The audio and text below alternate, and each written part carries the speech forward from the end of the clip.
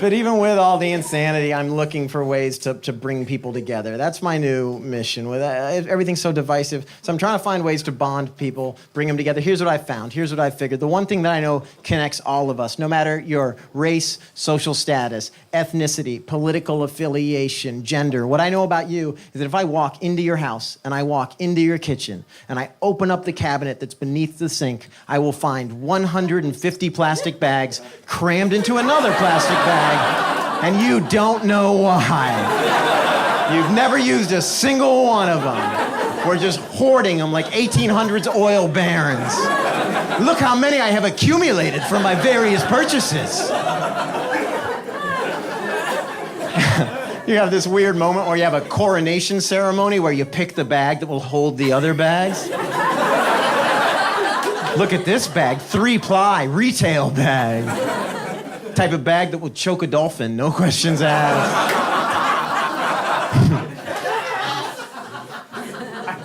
That's what happens to all the plastic stuff. That's why we're trying to get rid of plastic stuff now, right? The new one is straws, because we all saw the video of the sea turtle, right? That video was circulated. Sea turtle got one stuck in its nostril. Do you believe that that's what happened? I just don't believe it. I just don't believe that. What are the odds that a sea turtle swam so hard and so fast in the direction of a floating straw that it lodged into its nostrils so hard that it couldn't remove it with pliers?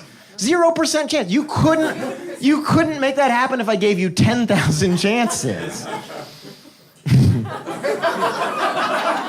You just couldn't. And you know what? If you could, like, sea turtle, your body is 90% armor. That's on you, you know? That's on you that you let this happen. You ever tried to pick something up that you dropped in the water? It moves away from you. It's really hard.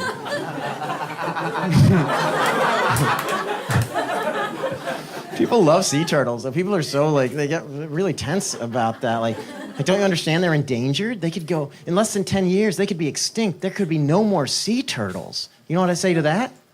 Okay. Okay.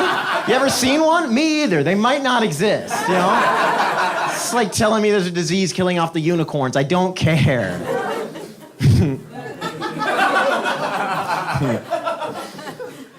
I talk a big game, but I actually do care. I'm one of those idiots who I cut the plastic six-pack rings holder so dolphins don't get their snout caught in them. Another ridiculous thing that's never happened in the history of the ocean. Someone just made that up, and we're like, we better, the dolphins. Makes no sense. They just do one of their little flips. It'll come right off, you know?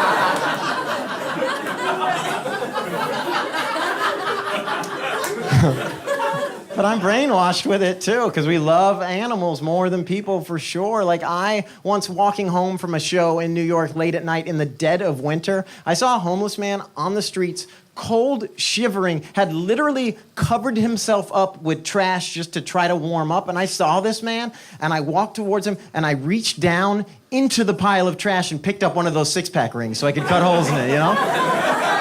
I stepped over a dying man to save a hypothetical dolphin. Do you understand? Our priorities are broken.